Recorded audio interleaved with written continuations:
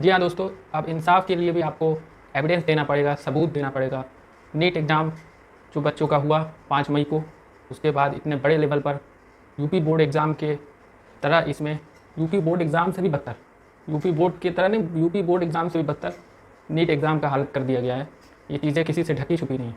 अभी मैं आपको बताऊँगा इसी में बताऊँगा कि क्यों मैं ऐसा बोल रहा हूँ कि नीट स्टूडेंट के साथ जो गलत हुआ, उनका आवाज़ उठाने वाला केवल और केवल यही एक है जहाँ पर आपको बताया जा रहा है। नहीं तो कहीं भी कोई आवाज़ उठाने वाला नहीं। सबने मान लिया कि नहीं, अब कुछ नहीं हो सकता। सबने मान लिया, जो कि ये भी नहीं जानकारी लेने की कोई कोशिश किया गया कि आखिर सुप्रीम कोर्ट ने कहा क्या है।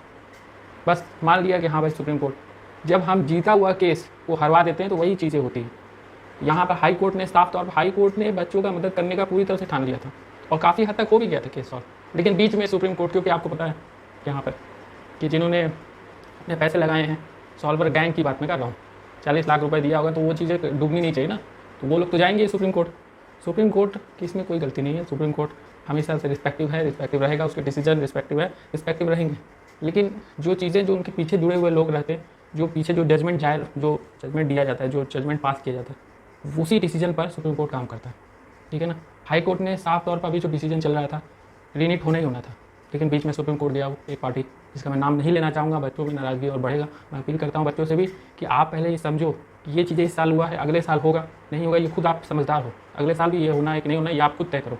लेकिन पहले आप समझो, जो मैं आपको समझाने की कोशिश कर रहा हूँ। दिल्ली का भी केस आप सामने आ रहा है, दिल्ली का जी, वहाँ पर भी ऐसे पकड़े गए हैं सॉल्वर गैंग। अब आप कहोगे कि नहीं, ये तो बस यूँ ही पकड़ लिया गया, तो कितने सबूत और चाहिए, कितने सबूत। आज का मैं अपडेट दे रहा हूँ।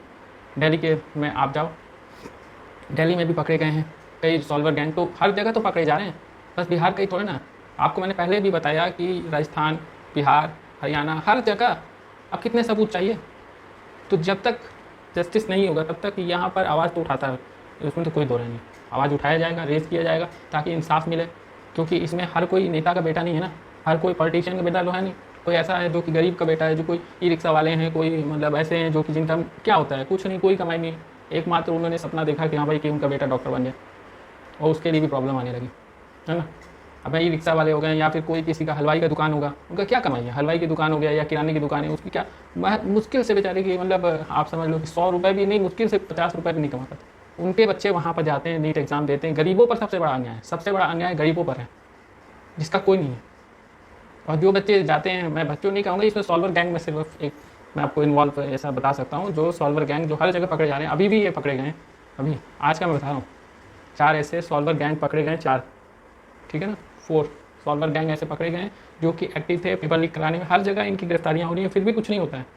क्यों? इसलिए नहीं होता, हर चीज़ें दबा दी जाती है। अभी भी इसको जिस समय से हुआ तब से ही यहाँ पर है, पहले से ही शुरुआत से जब देखा गया सुप्रीम कोर्ट में, जब जो कि कोई ज़रूरत नहीं था, अभी यहाँ चल रहा था, यहाँ पर जीत गए थे।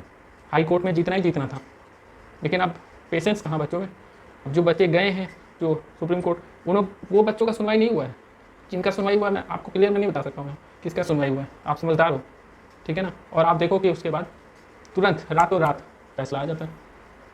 तो ये सब चीज़ें समझने वाली बात है कि अभी भी टाइम है, अभी भी अपना गलती सुधार करके सुप्रीम कोर्ट इसमें फैसला कर सकता है कि ये चीज़ें री एग्जामिनेशन हो। क्योंकि इसमें देखो, ये चीज़ें कंफर्म सुप्रीम कोर्ट ने भी किया है। सुप्रीम कोर्ट ने भी कहा है कि पेपर लीक हुआ है, लेकिन रिजल्ट को कोई रोक नहीं सकता। मतलब क्या, मतलब यही है कि आप मतलब एक तरफ बोल रहे हैं कि हाँ सुप्रीम कोर्ट ये कह रहे हैं, जो उनका जो डिसीजन है वो रिस्पेक्टिव, पहले मैंने कहा, अभी भी मैं कह रहा हूँ। लेकिन जो उन्होंने बीच में ये बताया ना कि आपको रिजल्ट नहीं रोक सकता, तो रिजल्ट जब उसमें ऊपर से नीचे लेकर के सारा गड़बड़ी है, तो रिजल्ट किस बात का। ये तो वही वाली बात हो गई कि आप गरीब आदमी के पेट पे लात मार रहे हैं। यही चीज़ हुआ ना भाई। अगर आप थोड़ा सा ऐसा आप कहो कि जैसे कि सुप्रीम कोर्ट केस कैसे किया, तो उसमें जो मेन जो बच्चे हैं वो नहीं गए हैं, जो समझदार है उसको समझ में आ रहा है क्यों आखिर इस रिजल्ट को निकलवाने के लिए दबाव बनाया गया, सुप्रीम कोर्ट का रास्ता अपनाया गया।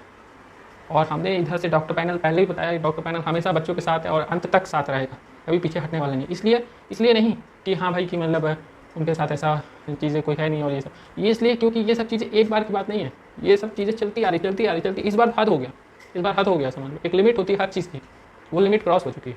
हमारे तरफ से भी जो प्रधानमंत्री नरेंद्र मोदी जी को लेटर लिखा गया, वो भी अब उसमें टाइम लगना है, लेकिन फिर भी इसमें ऐसा नहीं, आप लोग भी लिख सकते हैं लेटर, ठीक है ना।